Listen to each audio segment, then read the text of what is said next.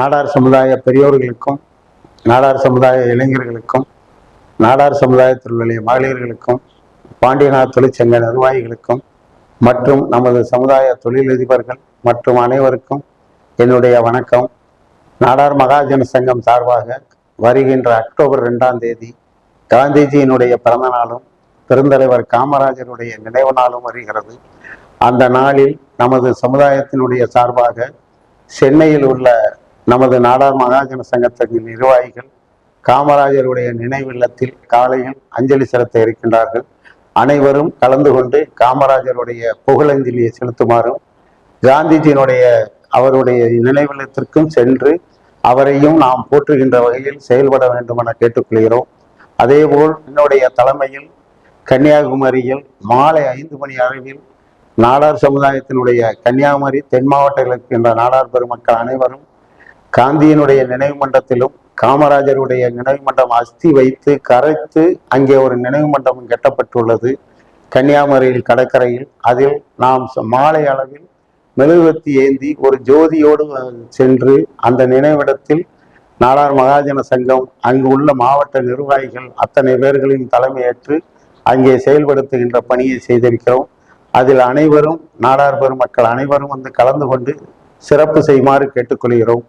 நாம் காந்தியை பற்றி தெரிந்து கொள்ள வேண்டியது முக்கியமான கடமை. இன்றைக்கு இருக்கின்ற தலைமுறையினருக்கு காந்தியினுடைய வாழ்க்கை வரலாறை தெரிந்து கொள்ள வேண்டும். குறிப்பாக காந்திக்கும் காமராஜருக்கும் எவ்வளவு தொடர்பு இருக்கிறது என்பதை நாம் மனதளவில் புரிந்து கொள்ள வேண்டும். பெருந்தலைவர் காமராஜர் அவர் அரசியல் கற்றதை விட அரசியல் அவர் நேசித்த ஒரே தலைவர் காந்திஜி அவர்கள். முதலாக காந்திஜி அவர்களை பார்க்கின்ற பொழுது காந்திஜி அவர்கள் மதுரைக்கு வருகின்றார். 1921 செப்டம்பர் 22ஆம் தேதி காமராஜர் காந்திஜி அவர்களை சந்திக்கின்றார். அந்த நாள் என்பது ஒரு வரலாற்றுக்குரிய நாள். அந்த வரலாற்றுக்குரிய நாள் என்பது மதுரையில் இருக்கின்ற அனைவரும், பொதுவாக தமிழகம் எங்கும் இருக்கின்ற அனைத்து மக்களும் தெரிந்து கொள்ள வேண்டும். காந்திஜி அவர்கள் சென்னையிலிருந்து ரயிலில் கிளம்பி மதுரை வருகிறார். வருகின்ற பொழுது பகல் நேர பிரயாணமாக இருப்பதால் வழிகின்ற மக்கள் எல்லாம் ஒரு கிணற்றில் குளித்துவிட்டு ஒரு சேலையை ஒரு முனையை அந்த மரத்தடியில் கட்டிவிட்டு ஒரு முனையில் காய்ந்து கொண்டிருக்கின்ற காட்சியை பார்க்கின்றார்.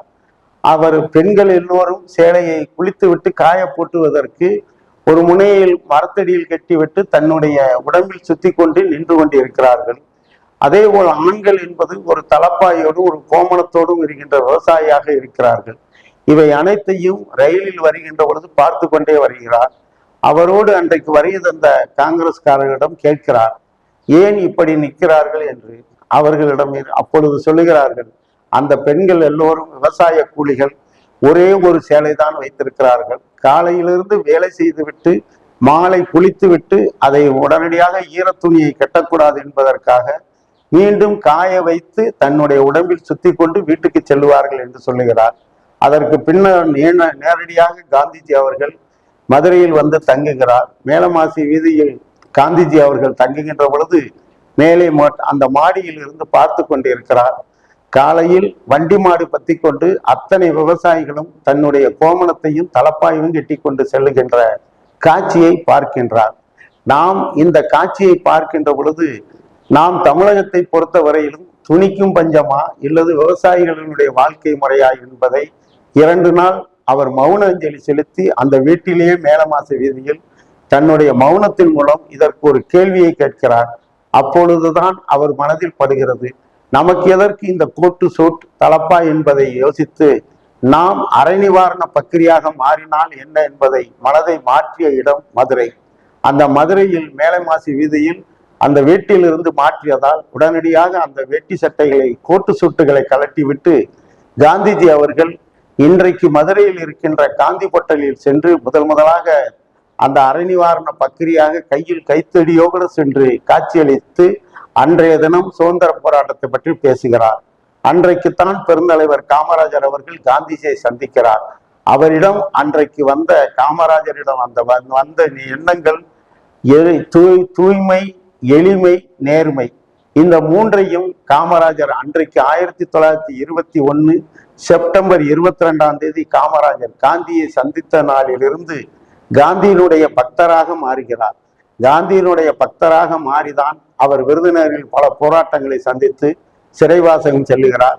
சிறைவாசகம் சென்ற பின்னாலும் இந்த நாட்டுக்கு சுதந்திர வேட்கையை கொண்டு வருகிறார். சுதந்திரம் முடிந்த பின்னாலும் நாட்டு மக்களோடு இணைந்து நாட்டு மக்களுக்கு நல்லது செய்ய வேண்டும் என்ற எண்ணங்களோடு பெருந்தலைவர் காமராஜர் காந்தியோடு ஒரு ஐக்கியமாகி இருந்திருக்கின்றார்.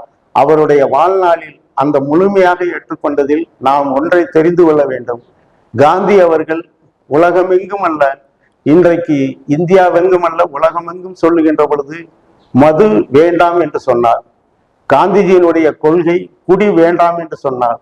பெருந்தலைவர் காமராஜருடைய கொள்கை அனைத்து மாணவர்களும் படி என்றார்கள். ஒரு தலைவன் குடி வேண்டாம் என்று சொன்ன தலைவனுக்கும் இன்றைக்கு பிறந்த நாள், படி என்று சொன்ன தலைவனுக்கு இன்றைக்கு நினைவு நாள். அந்த தலைவன் காந்தியத்தோடு ஐக்கியமாகிவிட்டார். செப்டம்பர் 22 காந்தியை சந்தித்ததிலிருந்து வாழ்நாளில் அவர் மறைகின்ற பொழுது அருமைக்குரிய அக்டோபர் 2 காந்திஜியுடைய பிறந்த நாளிலே அவருடைய மறைவையும் மாய்த்து கொண்டார். நாம் அந்த தலைவனுக்கு அஞ்சலி செலுத்துகின்ற விழாவாக இன்றைய தினம் நாமும் நினைத்து கொள்ள வேண்டும். அவருடைய வாழ்க்கை வரலாறுகளில் காந்திஜியை எப்படி காமராஜர் போற்றினாரோ அந்த சிந்தனைகளை நமது தலைமுறையில் இருக்கின்ற இளைஞர்களும் காந்திஜி எந்த அகிம்சை மூலம் இந்த நாட்டுக்கு சுதந்திரம் வாங்கி கொடுத்தார் என்பதை சிந்திக்க வேண்டும்.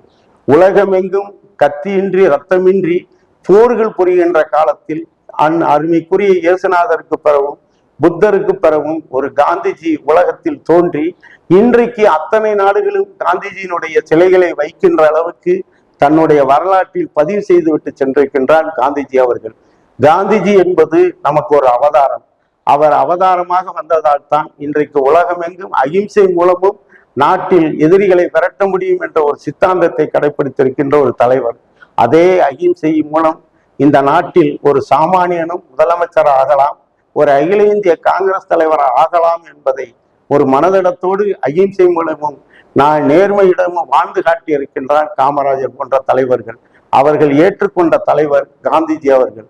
அதனால் காந்திஜியினுடைய பிறந்த நாளில் காமராஜருடைய நினைவு நாளிலும் நமது சமுதாய மக்கள் இளைஞர்கள் காந்திஜியையும் காமராஜையும் போற்றுகின்ற வகையில் அக்டோபர் 2 சென்னையிலும் கன்னியாகுமரியிலும் கூடுவோம். வாருங்கள், நாடார் மகாஜன சங்கம் அழைக்கின்றது. நன்றி, வணக்கம்.